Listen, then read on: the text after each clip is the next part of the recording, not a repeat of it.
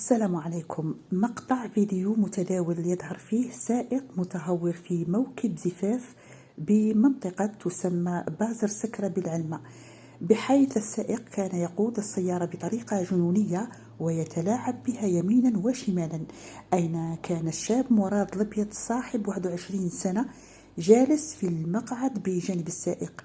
وفي لحظة لم يستطع السائق التحكم في السيارة وانحرفت واصطدمت بأكوام من الحجارة والتراب، فوقعت الكارثة بسبب تهور السائق. راح ضحيته شاب في مقتبل العمر يدعى مراد الأبيض من خيرة شباب الهشاة دائرة بير العرش، هذا حسب أحد معارف الفقيد الذي قال فيه إنه شاب طيب ومحبوب من طرف الجميع، رحمه الله وألهم أهله الصبر وربط على قلوبهم.